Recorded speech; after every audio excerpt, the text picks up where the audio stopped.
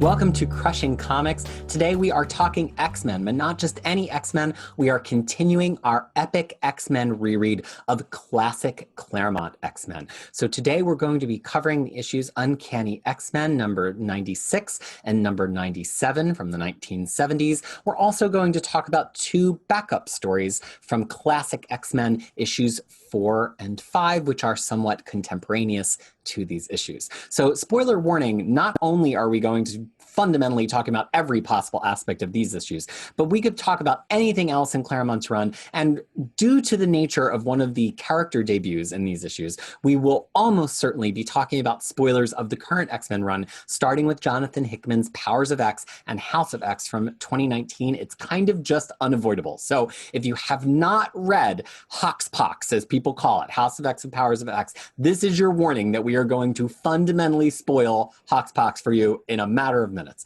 But if you're ready, let's go. I'm here with my two favorite mutants from around the world, my co-hosts, Tyler and Fariha. Are you ready to talk about the one and only Moira McTaggart? Yes. I am so ready. I am so ready. You don't even know how ready I am. But I have to start with saying, what is up with her accent? What is that accent? My God, I could not deal with it because she does not talk like that in Hoxpox, or I don't know, but it was like, I couldn't tell whether it's like a Southern belle thing from Rogue, whether it's like what accent is it? And Scottish. Did you not get Scottish? You weren't getting Scottish?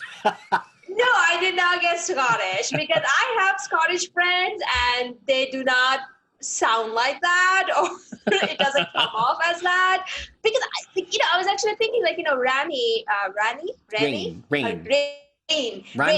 who shows up later. Rain, yeah. Oh, that's right. How did I forget that? But anyway, Rain, when she speaks, it does sound like an Irish accent, but this did not jive with any accent that I know. Wait, Rain is not supposed to be Irish, right? Scottish. Yeah, she's Rain Irish. is Scottish. Shamrock, remember? Yeah. Get your stereotypes right, Fariha. Yeah. Claremont's trying to help you. Yeah. No, Banshee is Irish. Foyne. That's Foyne. Foyne figure. That's a Foyne Irish. figure. So Rain is not Irish. She's Rain is Scottish. Scottish. Okay, you know what? In that case, Peter David did not do a good job in letting you know that she is actually Scottish, because all this time I thought she was Irish because of her extreme Catholicism. But then, no, I mean, I was actually just like taken aback by that. As much as like I was super interested into seeing her with the machine gun and what the implication of that in context of Hoxpox, I was just like, the accent, I couldn't deal with it. Well, I hope you're ready, because Claremont loves writing accents, and you're going to get every Nightcrawler's accent gets intense. Rogue's accent is intense. There's going to be a lot. This is just the beginning. I do think he gets better at Moira over time, but Claremont loves to write in accent. That is his shorthand for like pegging each character's nationality or where they are from. I mean, like there's only so many times you can have a Native American call an Irish person Shamrock. So you got to find other ways to communicate that information. You have to find other ways, because the Shamrock tried to out accent Moira over here because he was talking normally before. I mean, with like fairly normally, but then now I'm like, what just happened? It's osmosis, right? So the more he heard Moira with the Scottish accents, he was like, oh, two-pedal. It's my turn now. It's my turn. Irish now. Yeah. Well, it's kind of like a code switching thing, right? Like he was amongst all these people who have relatively, neutral accents compared to his, so he was trying to tone it down. But now that somebody's Scottish there who has a heavier accent than him, now he's just going to let it fly. So look, we're talking first about Uncanny X-Men 96. And there's kind of three plots here, which we'll go through progressively. First of all, this is the first filler issue, really, because this Ngari Demon thing is just a one-off. Claremont will come back to it because Claremont comes back to everything. He never forgets anything. He's like an elephant or an ent or something. He always has plots to mine. But in terms of the current sequence of X-Men events, not super meaningful.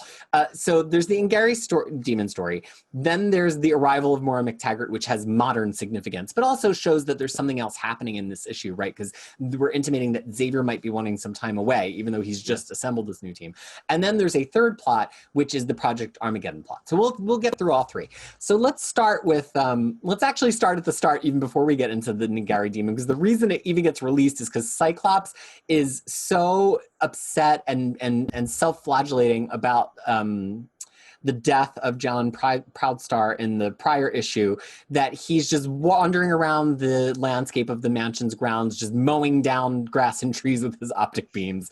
And in the process of doing that, he uncaps an ancient demon burial stone or something, and that's how the Ngari demon comes out. Never noticed previously on the grounds of the X-Men, or maybe it was, but Cyclops didn't notice it. And here he just pops the cork right off in a classic scene of Claremont mocking Cyclops in his own captions. One of my favorite examples of this in all of comics.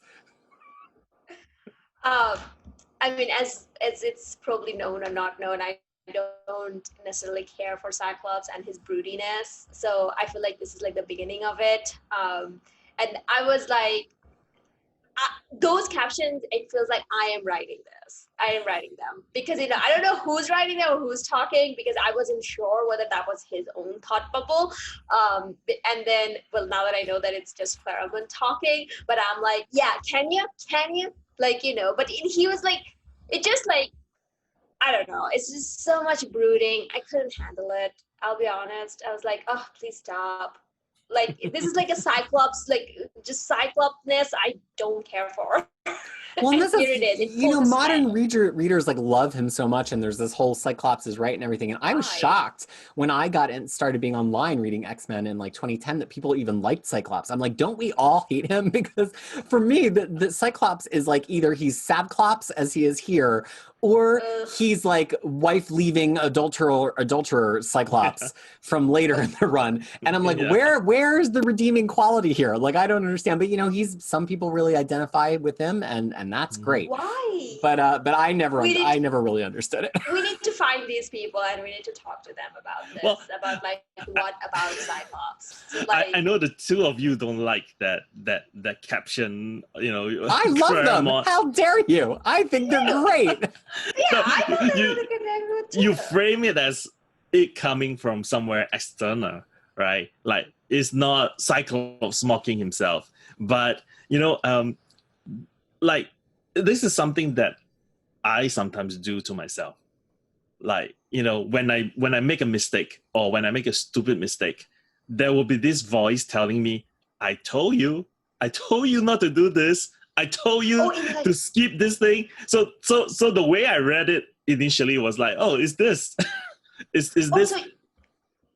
So you think this is Cyclops talking to himself in third person? Yeah, like it's like the Cyclops blaming himself. It's like, it's like, you try, but can you really do it? It's just his inner monologue mocking himself. Well, and I also thought that it's probably Professor X. Just never, right? All captions are just Professor X talking in your head. Because, as we have seen over the last two issues, he just moves into people's brain with the uninvited left, right, and center. So I thought that maybe that's one of the things as well. Well, this is the thing about classic captions that people who predominantly read modern sometimes don't handle very well. Not that I'm saying that you two are not handling well, which is that they're not by anybody. It's narration, but it's omniscient narration, so it does know what he's thinking. So it's the way of telling us what the character is thinking when the character wouldn't think it for themselves, right? So I think there's a lot of truth in what Tyler said. Cyclops is beating himself up about this, and it's the narration is kind of guiding us through that, because they don't necessarily, it wasn't the style at that time to let the art tell that alone. Like, if you saw these three panels without the arts and he was just saying no, no, no, like, would it come across without the narration asking the question to which he was answering no, no, no? Yeah. But anyway, he becomes even, I was going to say he's an even bigger loser, but let's, in all seriousness, Cyclops, I think, appeals to a certain kind of reader because he's a high anxiety character. He has everything bottled up, and he feels the need to be right all the time, not because he wants to be right, but because he's afraid of the ramifications of what happens if he's not right. And if you want to hear more Cyclops talk, explain the X-Men. I mean, Jay on Jay and Miles Explain the X-Men probably gets Cyclops better than any other kind of modern X-Men reader / scholar / commenter, to the point that Jay just wrote a Cyclops issue for Marvel and totally nailed Cyclops in it. So if you really want to hear a deep Cyclops dive, I would say Explain the X-Men is a wonderful place to start. But he knocks the top off of this demon wine bottle, and we go back into the mansion. And if we just leave aside the Mora subplot for just a moment and talk about the Ngari demon, is there really much to say about this fight with the Ngari demon? Like, Fariha,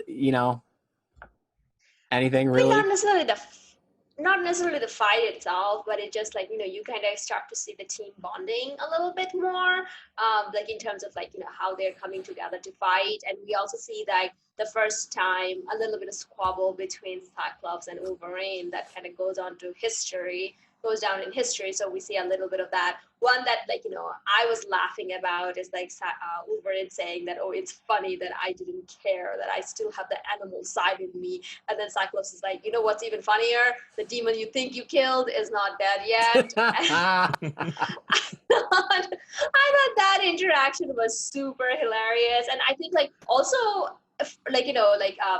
it seemed like the team, when they talk to each other in here, it feels a little bit more natural now than it did the first couple of issues. How easily Wolverine calls Nightcrawler elf. It just I feel like it just moved a little bit better, and you feel like they're becoming a team. Tyler, similar thoughts? I mean, you've read this before. Yeah, I mean, I definitely agree that in the first few issues from Claremont, you see the progression of him as a writer. Like, you see him refining and honing his skills in terms of certain things. And like what you said, the conversation, the dialogue boxes feels a little bit more natural and not so clunky. And I think in some cases, I don't know if this is drawn in the old Marvel style, which is, basically Claremont and Cockrum comes up with a plot. Cockrum went ahead and draw himself, and then Claremont fills in the dialogue after that. Yeah, I don't know if they worked Marvel method. Yeah, because I think that what I'm trying to get at is that I think that the transitions between scenes is a lot smoother than than the two issues before that. There is no abrupt cut in that sense. And you have to remember that Claremont was writing the prior two issues, 94 and 95, from Len Wein's plots. So it was kind of already set into motion before Claremont got here. So in a way, this is the first, I think, kind of full Claremont jam. And you have to remember that at the time, first of all, this was shipping bi-monthly at the time, and it was not necessarily a very well-known comic. It had a whole new cast. At the time, the way that you did that on the newsstand is you had to pretty much treat every issue as a person's first issue. And even more so here, because Claremont was still figuring out things about these characters too. So there's a lot of repetition in early X-Men, and even 40 or 50 issues from now, there's still repetition, even when it's the most popular comic on the stands and it's shipping monthly, because it's still somebody's first comic in every issue. And there's no recap pages. But I think I agree with both of you that there's a certain smoothness here, and you can already feel Claremont exerting control over these characters. Colossus starts to fall into his big brother aspect. Like, after Storm launches her attack on the Ngari demons, Colossus is like, you won't touch her. Wolverine has his first real rage that we see, and he has this great line. He's like, after all my psycho training and hypnotism and drug therapy and praying. I'm like, I don't think there was much praying, Wolverine, but let's, okay, sure. That he still shreds this demon up at the moment that he gets angry, and his teammates too. Right, he's uncontrollable, which is the first time we truly get that. And then we also get the hint of Storm's origins, right? In this wordless flashback where she has this mortal fear of being underground, and Claremont will tell that more at length in the next 20 issues. But it's, it just feels like he really has a plan here in a way that he didn't necessarily have in the prior two issues, because it wasn't his plan. There was one funny issue where Wolverine basically casually carved a tic-tac-toe on Xavier's coffee table. Yeah, I did. I missed it the first time, but then when you It's like pointed it drinking out, tea, and then it's like, oh, I'm just going to play tic-tac-toe by myself on Xavier's coffee table.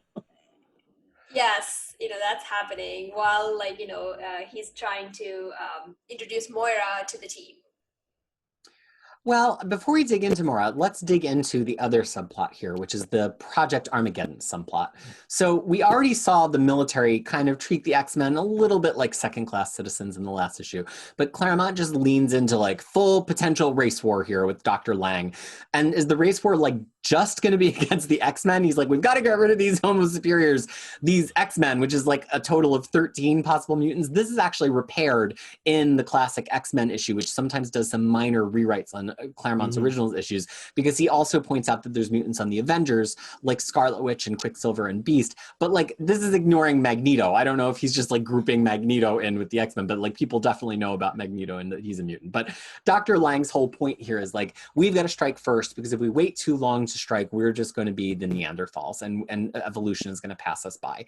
And this is, even though there are hints of this in the original Silver Age run, which maybe we'll go back and read sometime, this is Claremont kind of forwarding the theme in this run to say like, this is a thing, we are going to keep coming back to this.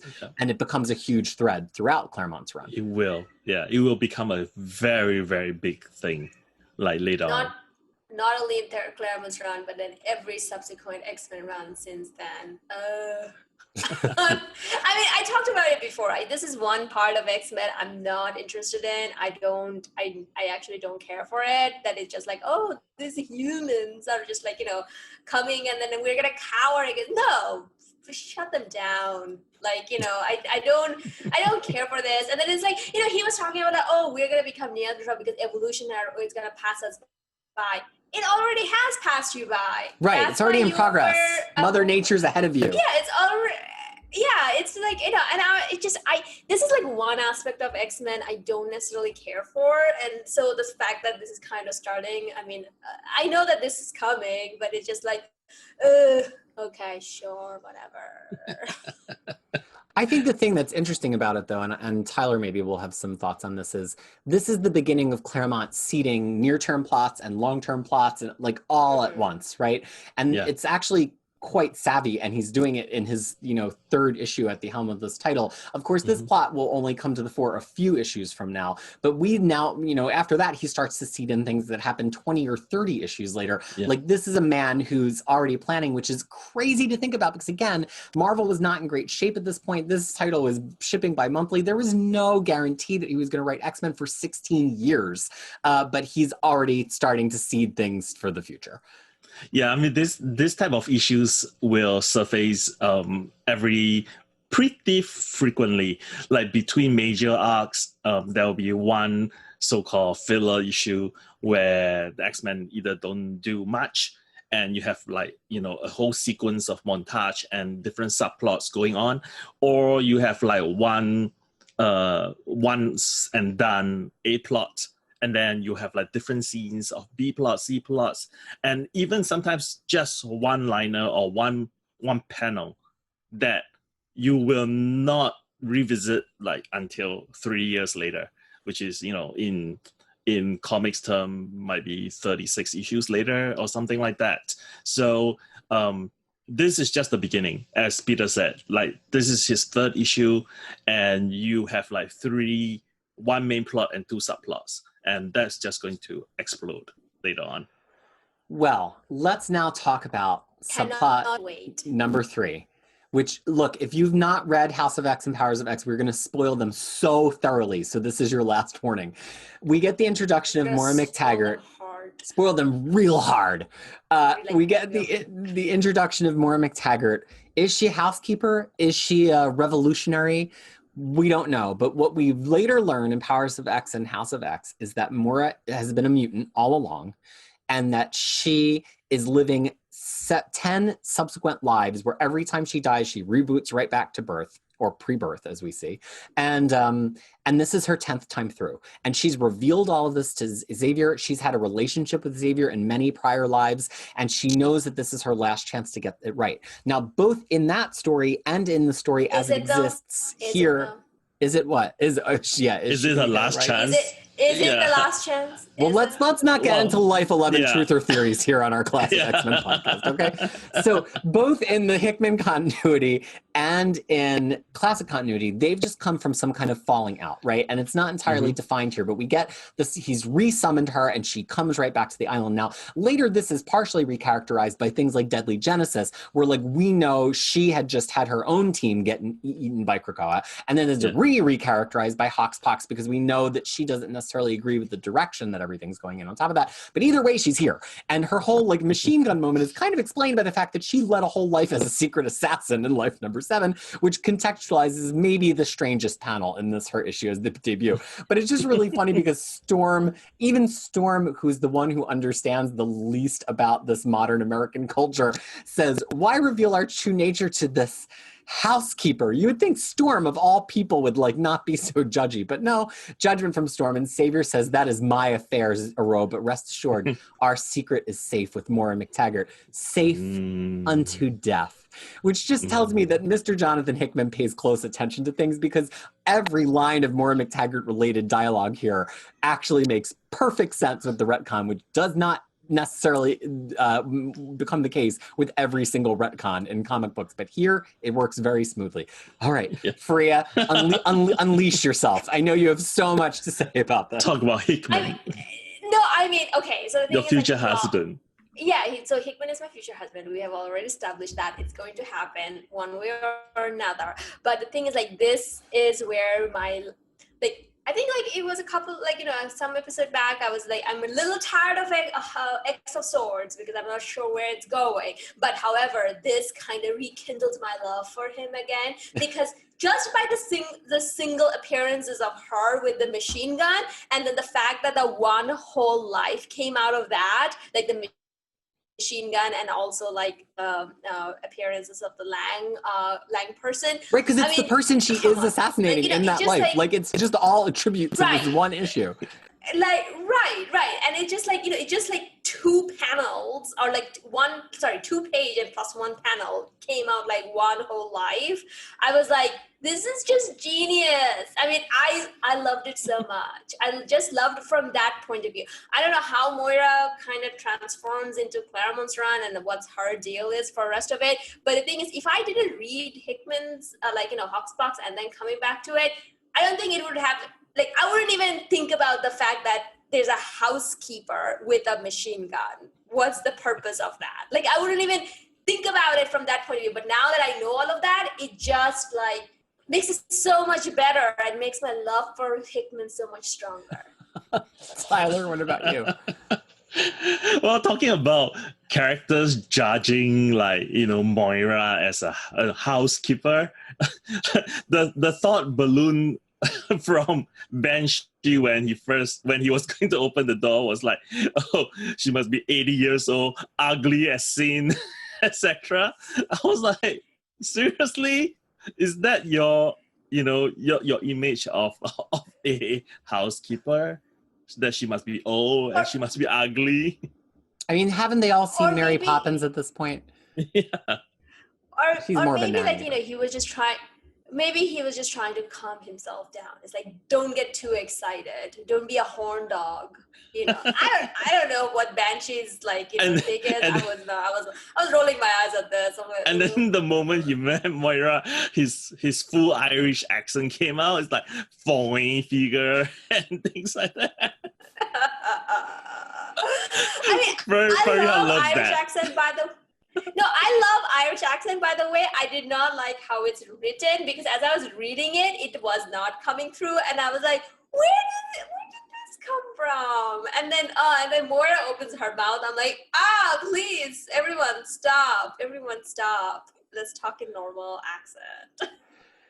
Well, I mean, talking about this issue and how it links to Hoxpox, it actually sends me on a tangent for like close to 30 minutes because I was thinking of like, oh, this Nagari monster, where did it come from? Did it come from Limbo? Is it like, one of the demons of MF?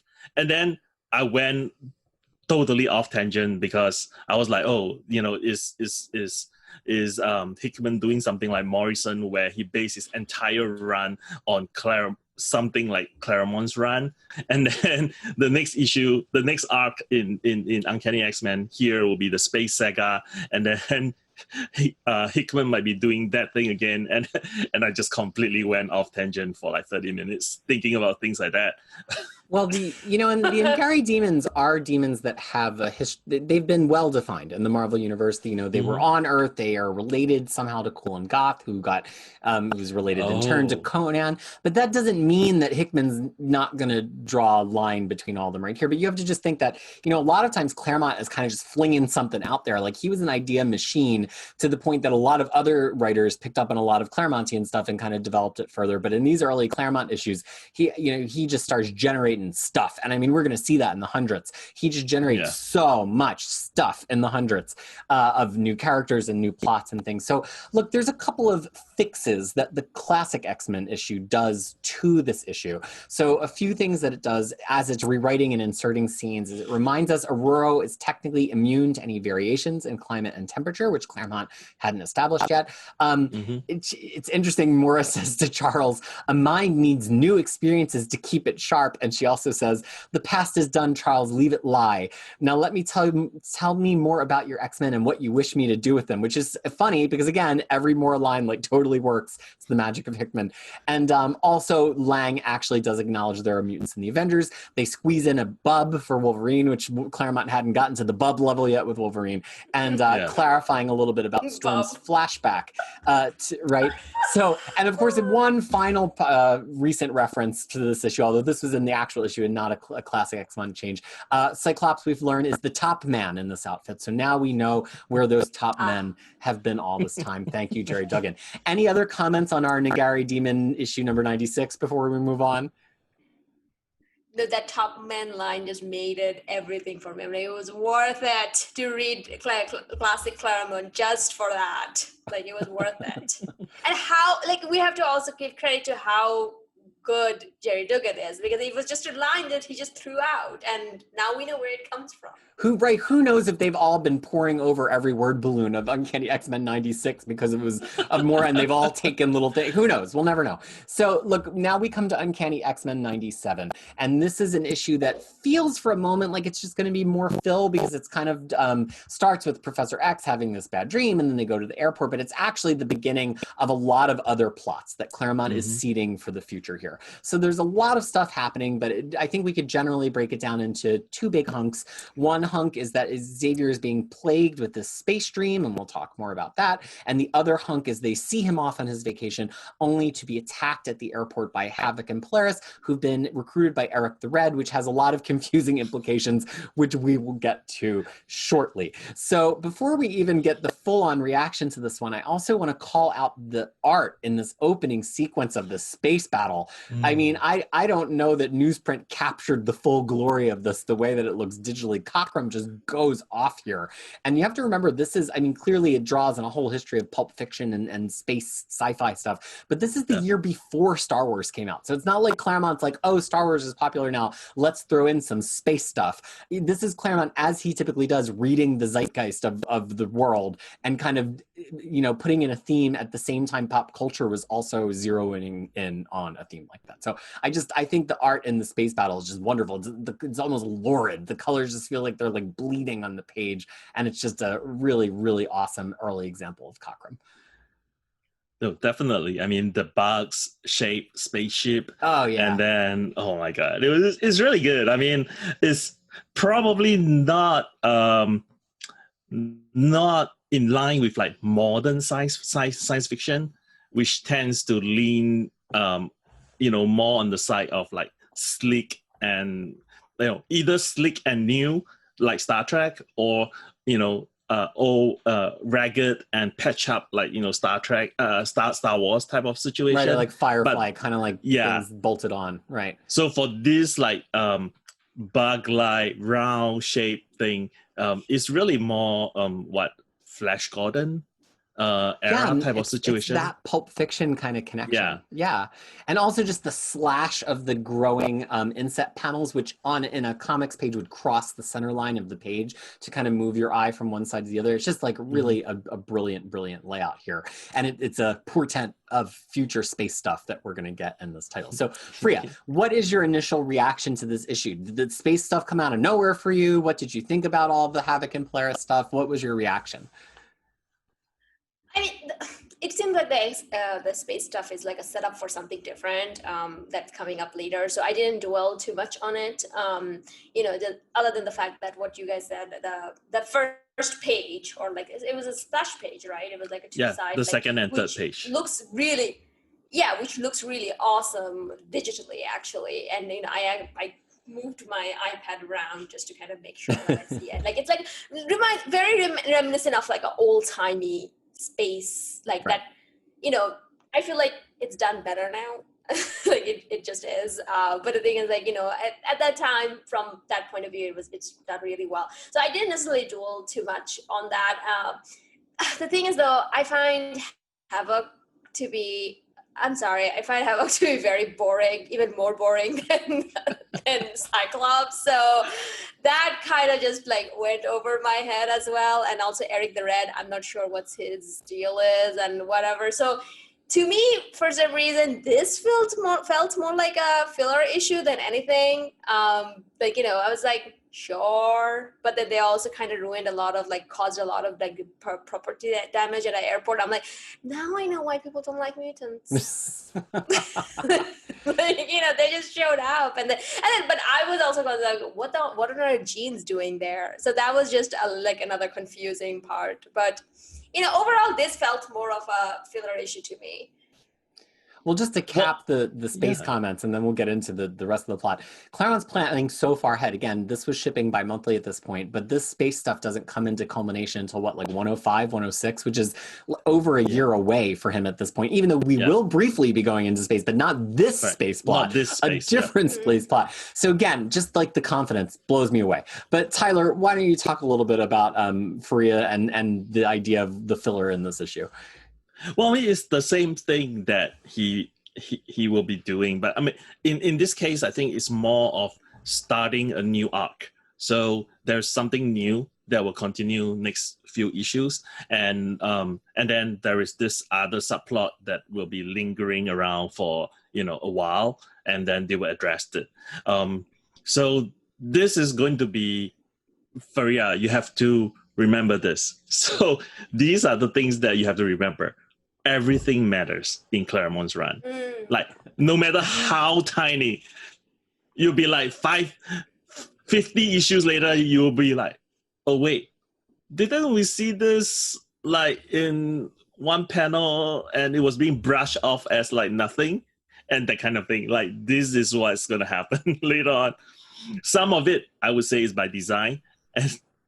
And based on some interview, some of it is not really by design. It's basically Claremont forgetting the plot that he has written, and then I remember there's one panel where Claremont talk about his process and with Nocenti and Louis Simonson.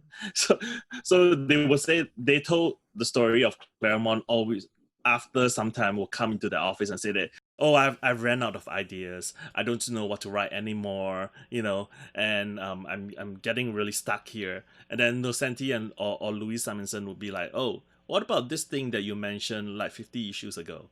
What about this thing that you mentioned like 30 issues ago? And then Claremont would be like, oh yeah. And then he will went back and create a whole story out of it. So the the short version of this is just pay attention to everything. So I really wish I could do that, and that's I think one of my shortcomings of being an X-Men reader. I just don't do it like that. I don't read comics like that. I don't read anything like that. So if it is important, I always believe it's not my responsibility to remember that. It's the responsibility of the writer to make sure that if something is important, it's done that way. So now, and then it makes perfect sense. Like if he wasn't even thinking about that this will become important, and he doesn't need to do that. But the thing is, to me, I was like, sure, maybe it will be important. It won't be. Okay, we'll see. I actually am. As of right now, I don't think like, no, go ahead, sorry. Oh, I was going to say, I actually am really similar. I know I tend to have a reputation as this like, steel trap of continuity, but not as much as Zach. But I kind of feel like I don't want to remember every single thing that happened in every single issue. I'm much more of, weirdly, the DC hypertime kind of person of like, if it's important, the author will remind us that it's important. So I get very annoyed when an issue like does something without any kind of reference and we're supposed to just remember something like, oh, right, that was from 18 years ago when blah. But Claremont will remind you. Claremont will not, he will not let you forget. You'll get a whole revision of the previous issue. Yeah. And to me, to be honest, that is a sign of a good writer. Yeah. I think like, it's not just necessarily because I find it to be extremely like, gatekeeping, that if someone is like not reminding you something that happened, not necessarily in the same run, because then it's like, okay, you're reading a collected and you should know that, but something that happened in a super like 100 years ago and you have no idea, and then they're kind of using it in a way that you're like, no context, and then they don't give you any reference because it's like, oh, you should be reading it. No, sir or madam, I don't have to read anything. There's a reason I picked this, But most of the good writers don't actually do that. Like, most of the good writers, even like, the one we are reading in docs and stuff, the references that are there, it really doesn't matter if you know it or not. Like maybe you're getting a little bit more, even if I don't know it, I'm not like, it's still works fine. People talk a lot about, and I've said already in this episode, like, oh, it was a different time. The comics were in the newsstand. They each had to stand on their own. There was no concept of collected comics or anything like that. And that's all a factor. But I just think, it's interesting how the style of editing has changed over time, too. I think growing up on comics like these trains readers in a certain way, right? It trains us to believe that continuity matters because continuity matters, because people are referring to it all the time. But it also kind of trains us to think like, okay, well, it's going to matter when it matters, and it's going to be referred to when it matters. And I think that establishes a certain kind of mindset, especially for people who grew up with a lot of comics that are like these Bronze Age comics. Whereas I think the editing in modern comics, there's almost like a resistance to putting in a caption box. Maybe they'll remind us on the recap page, but it's kind of like, oh, if we're on issue 45 of this run, we assume you've been reading this run the whole time. So you've got to just remember all these things. Claremont wouldn't assume that you remembered something that happened 2 issues ago. And it's just like a very different kind of reading. And I know, again, that it's because the environment is different and there's no more newsstand and all of that. But I also think that I don't know if that change in editing is to the betterment of the entire industry. You do get modern readers who can't stand classic comic books like this because they're like, it repeats so much stuff. And that's kind of a divide that's hard to surmount for somebody like me who grew up with these, where I'm like, but this is the way comics are supposed to work. So it's a very generational divide, I think, depending on what generation of comics you came in. You could be somebody young today, like my kid, who's reading Uncanny X-Men, and she does expect comics to be like this. So it's not to say that it can't work for a 6-year-old today. Like, she expects there to be caption boxes that over-narrate everything. That's just what comics are to her because she reads Uncanny X-Men. So one example of this is Eric the Red, right? So Eric the Red, I have not read all of Silver Age X-Men straight through, but I've read a lot of it at different times, and I have read those issues. Eric the Red was Cyclops getting into some S&M gear to break into Magneto's base of operations and be like, what? Look at me, I'm a villain. Let me hang out with you guys. So everybody is like super confused here because they're like, wait a second, that TNA costume is not Cyclops. I just love it because it's a great example of a men's comic costume that is like just as ridiculous as costumes that women wear in comics. But that's why it's like even weirder that he's recruited Havoc, because originally he was Cyclops. And so there's like a whole level of like subterfuge and manipulation. Claremont references a lot of stuff from the Silver Age, but as he starts to generate his own ideas here in this run, the Silver Age run of X-Men becomes less and less important. And this is one of the times that it actually does help a little bit to have known the Silver Age, but they give us a caption box and they do explain it. Of course, so let me stop there. Eric the Red, he's one of these characters where is his only power being large? Like what threat does he pose to them exactly? Well, without the additional pages in that Claremont later inserts in classic X-Men during the reprint, yeah, he's just large and looming, and for some reason he was able to convince or somehow make Alex and Lorna attack the X-Men, who are their friends, and that's all I knew of him. I don't know. I mean, when I was reading this the second time or the third time, that is without the additional pages, I'm like, oh, okay, what is he? What? Wait, what? That was my thing. I thought that his power was mind manipulation, no? Or like hypnotism? Well, he is manipulating people's minds, but I don't know if that. So we will find this out. Claremont doesn't just leave this hanging. Yeah, it's a plot that we will come back to. I will say though that I'm not a tremendous fan of Ed Pisker's what is that darn book called? X-Men Grand Design, because I think he takes a few too many liberties with X-Men. But when it comes to explaining the Silver Age and how the Silver Age transitions into Claremont and how some of the things were probably kind of in progress in the background already chronologically in the Silver Age, he actually explains this Eric the Red thing really, really well. So if you like this plot point, but you've always been befuddled by it, potentially for the past, 45 years, I don't know, you maybe could read X-Men Grand Design and it will explain it to you. Of course, before we get to the airport fight, we get Lorna and Havoc who are just out hiking around being geologists and archaeologists like they love to be. And while Alex is off on a hike, Lorna has this scene where she's like, man, I feel like a woman, because Alex just makes her feel like a natural woman. It's such a strange scene. And it's kind of like, yep, Claremont hasn't figured out anything to do with these characters. No, they have not. So the other thing I'll mention, and then I think we really could be done here. Oh, Fariha, what do you want to chime in with there? No, I was just gonna say though, and how far we have come, right? At least with Polaris. I'm glad to see that we have come a long way since this version. Havoc on the other hand, who cares? If we are talking about Polaris from now all the way to X Factor, the new X Factor, the newest X Factor, you are going to be really annoyed. Yes, she suffers a lot of indignities. Of all the X-Men characters who've had a lot of ridiculous things happen to them, Polaris is pretty high on that list. Oh, no, I mean, I read War of Realms. No, not War of Realms. War of Kings. The whole space saga where she was in it. I was rolling my eyes at that so much. It just and then what I'm saying though, we have come a long way since then. But Havoc is so boring. I can't. Why are all these summers are so boring? Except for that one crazy one. But Falcon. Two of them are not. Vulcan is my man. He's insane, but otherwise, they're just so boring. I don't know.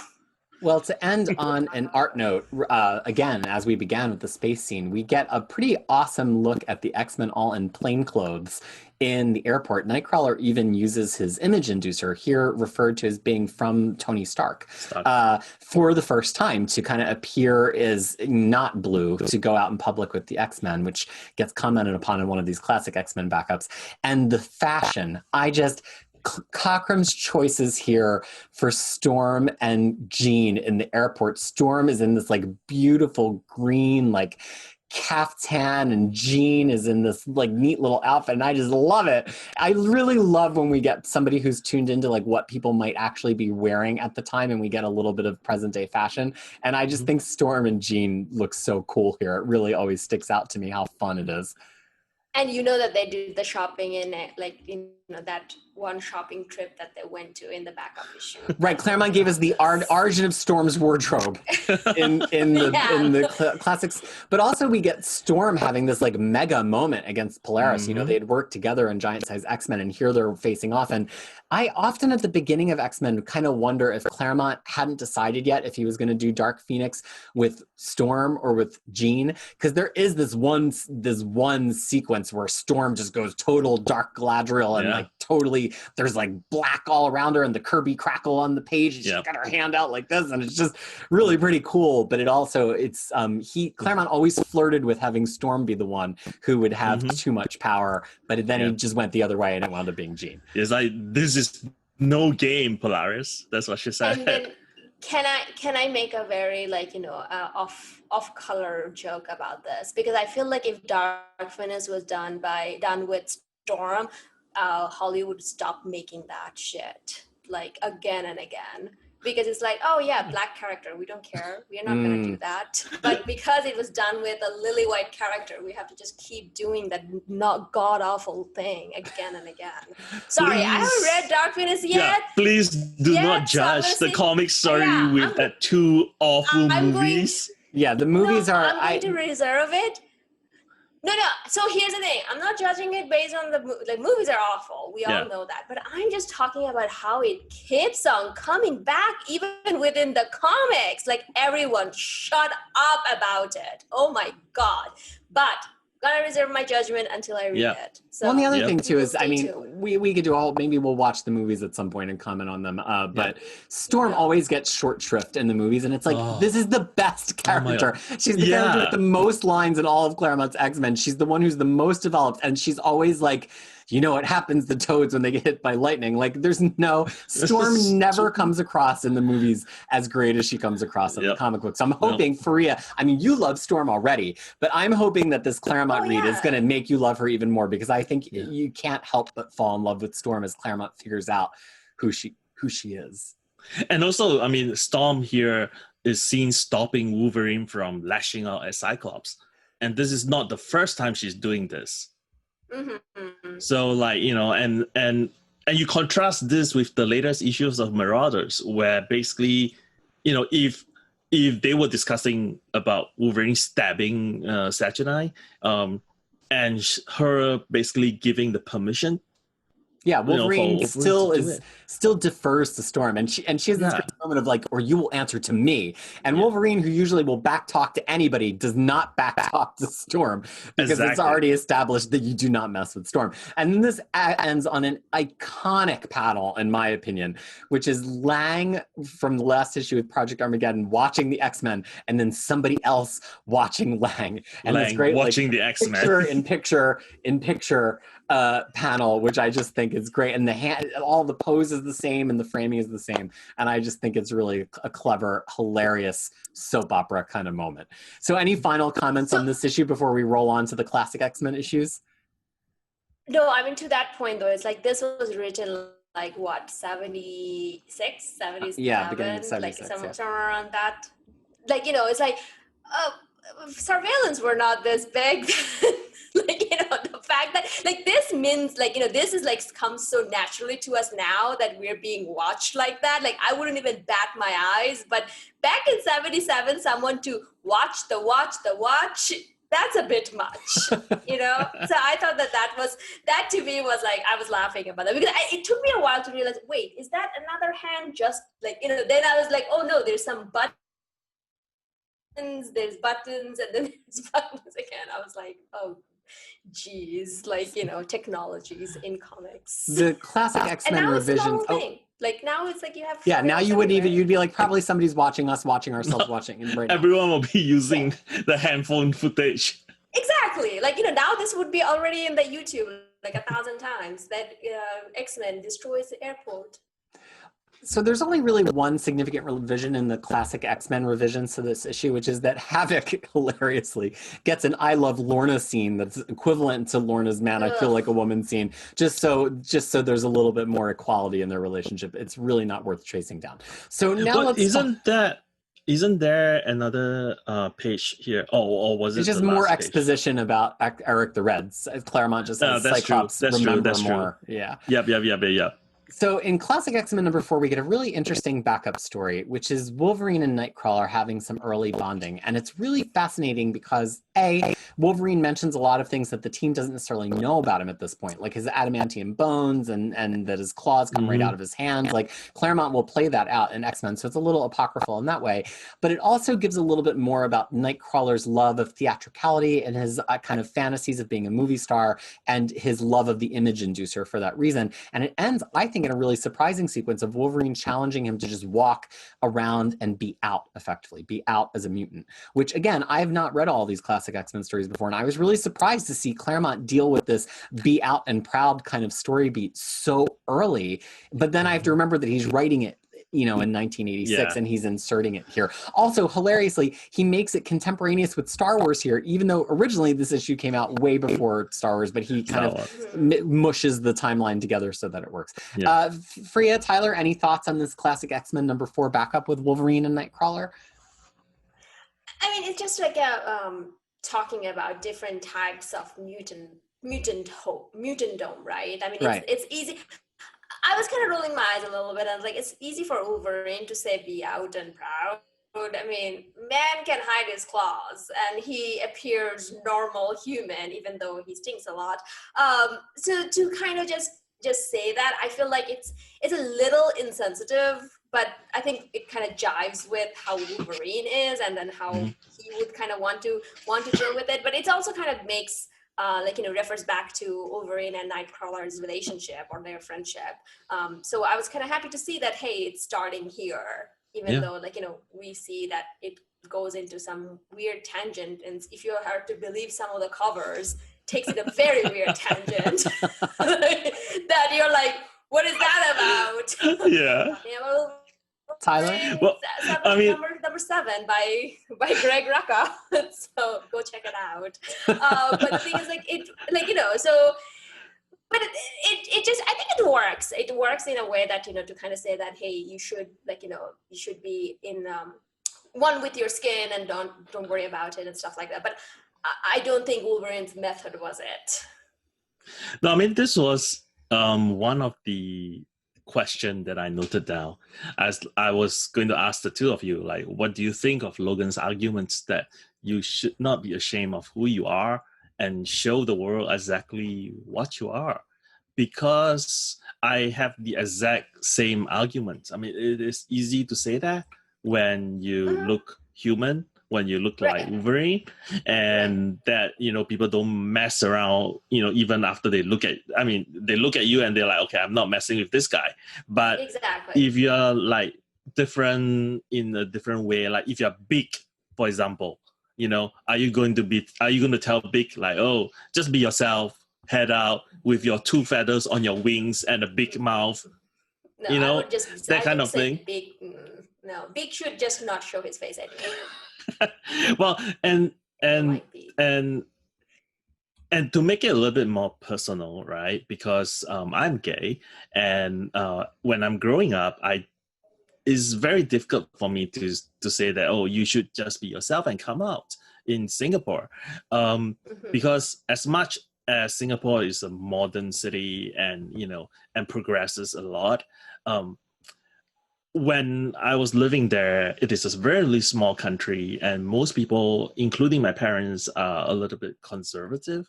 Not so much that they will disown me or something, but me coming out would actually hurt them a lot. It will make them sad, and I was really trying not to do that, and I still have not done that. So this whole scene plays out kind of pretty personal to me. Like, it is easy to say that just come out and be yourself, but there are different considerations to take into account of, like being who you are. How does it affect the people that you love, instead of just thinking about myself, like, oh yeah, I have to live the life and be myself, so that kind of like struggle, I kind of understand that a little bit here. And I think there's fascinating levels to it, because on one side, you do have that kind of blithe privilege of Wolverine, whether you want to say it's the blithe privilege of somebody who's passing, right? Like he's non-mutant passing, or the blithe privilege of somebody who's tough enough to be like, nobody's ever going to say anything to me about it, or any other number of privileges, right? The privilege of somebody who's already accepted by their family, the privilege of somebody who has no family and they don't care that if they're accepted by family or not. And so there's that way to read it. But then there's also the way of like, Wolverine's got a long history, some of which he remembers and some of which he doesn't at this point. And there's a way to read it of him as somebody who's very wise and saying, like, if you don't start being out and being yourself in some small place where you can have control and comfort over it, then do you ever get to be yourself anywhere, right? Like, is it enough that Nightcrawler is just himself with the X-Men, or should he find some other places where he's comfortable too? And there's this great moment where they first walk out of Harry's hideaway, and Harry is kind of like, he's a fine blue man with a fine tail, and it's not for me to say which of those perspectives are right, or if Wolverine was right or wrong here, but I do think there's two interesting reads on it, right? Is it the read of privilege on it, or is it the read of somebody who's wise enough to say you've got to start being yourself somewhere? And I just think it's an interesting question. It doesn't have to have a definitive answer. And I also like the range of like responses, right? From immediate acceptance to curiosity to outright hatred, So I just like that there is a nuance to it, and not just like, oh, everyone is just going to reject you because you look different, or everyone is just going to be kumbaya with you because you're the hero of the story. So I kind of love that, different, that the whole range of responses or that you can expect from people like that. So. And I think that kind of also combines with what Peter was saying, that you have to start somewhere, because how else are people going to accept you? But then at the same time, I felt like Wolverine was made to necessarily provide dare, then, hey, let's just try it. Like, I don't know. I mean, that kind of didn't quite work with me. But yeah, I mean, I kind of like that there was a nuances to that, because I read a lot of queer comics, and one of my argument, like, my kind of, not hatred is not the word, but kind of complaint about that, you get two responses: abject hatred, and then like people are just disowning their children, or like everyone's just super happy. So it just like I just like that, even though this is not necessarily, this is more talking about mutant, we kind of get that whole range as well. But I think like it just kind of brings up a conversation of like, I was just thinking about that meme where it's like Cyclops was crying in a tour, like it's like, oh, people laughed at my visor, and then Beak, Glob, and everyone else was just looking at like, huh? Like, I was just kind of thinking about that a little bit. That it's like, hey, it's easy for you to say that, but not necessarily everyone can do that because of whatever other reason going on for them.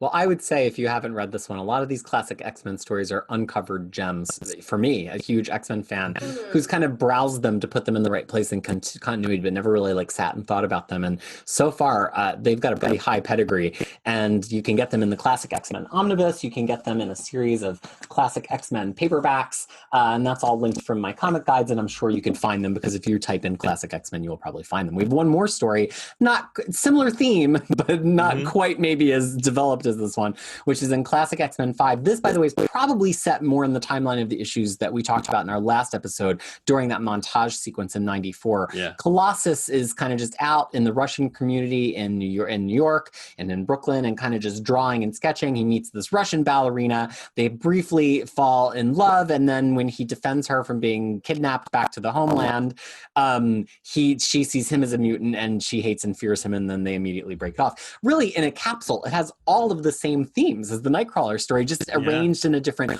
order, right? That she's saying that like she's here to be who she is and live her life and be a ballerina, and she couldn't have done that in the same way back in Russia. And so then Colossus is inspired that he can be himself in front of her, and that doesn't go well for him. So it's almost kind of like the other side of the coin from the Nightcrawler story. I didn't find this quite as dense with thematic material, but why don't we hear what the two of you thought about it? Well, I mean, it is Colossus, so I kind of like it.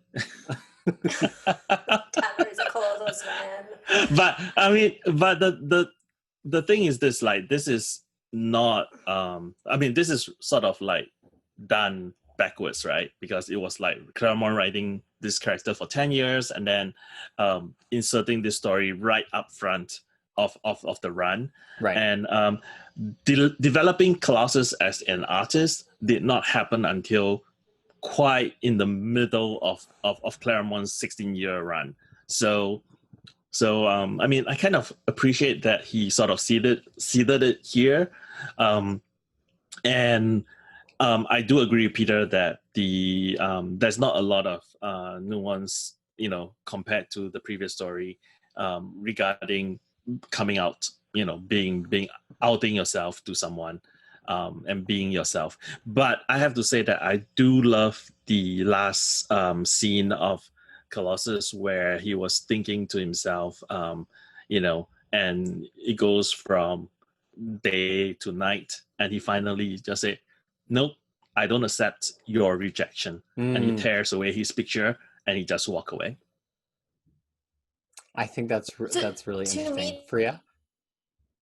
No, I was saying that to me that it's thematically, it's not necessarily in terms of being out, from queer point of view, but it's mostly from the immigrant experience point of view, because they're both immigrants in America, but then they both have pretty much the same dream, or maybe they have like a different, for example, I forget, Anya doesn't necessarily misses Russia because her dream was squashed there, and then Colossus, his dream was pretty much he was allowed to be who he is, because of his parents and everything, which he was lucky. But then when they come over here, they're more in the same playing field. But however, they have a different immigrant experience and different dreams and how they're dealing with it. And then the thing, Anya pretty much rejecting him is like, okay, you are not the same immigrant as I am. I mean, something that we see a lot in pretty much brown communities, that there are a different level of acceptance or different level of how we assimilate. So from that point of view, that it kind of rhymed with me a little bit more, just to see that, she was okay with pursuing her dream, but then not the way Colossus wants to be. Colossus is somehow wrong, which he isn't. It just... So, and then also the whole acceptance, how much people are willing to accept, they're willing to accept him when he's normal passing, but not when he is mutant, in his mutant form. So that is another type of mutant experience pretty much that we get to see over here, which, I think adds a nuances to things. Absolutely. Well, folks, we've come to the end of our issues for the day. Any kind of parting shots here before we wrap things up? Excited to continue on, because I think number 98 to 100 is going to be more interesting, I think, isn't it? More action oriented. More action oriented. And probably has a longer lasting implication. And a lot of great panels and a lot of Jean Grey, so I'll be happy because I love Jean Grey. Yeah. Okay. Oh no! Well, I thought you were gonna say, "Oh no." No. I was gonna say that. Well, in that case, I'll be happy too, because I am really fascinated to figure out who Jean Grey is and why Peter likes her. Because as of right now, I have nothing. Well, one of these issues, I forget if it's 99 or 100, but it has my favorite Jean Grey panel of all time. It actually used to be the header of my Twitter, so we will talk about that next time. If you want to continue reading along with us when we come back for another issue of our classic Claremont epic X-Men reread, next time we're going to be reading the classic Uncanny X-Men 98 through 100, so 98, 99, and 100. They were reprinted in classic X-Men 6, 7, and 8, so we're also going to read the backups in classic X-Men 6, 7, and 8, as well as perhaps we'll see when we get there if it makes sense, read the backup in classic X-Men 16, which is around the same time as these issues as well. So until then, thank you so much for listening and so much for being with us here on Crushing Comics. On behalf of myself and Tyler and Fariha, we can't wait to talk to you again next time. So please subscribe and tune back in.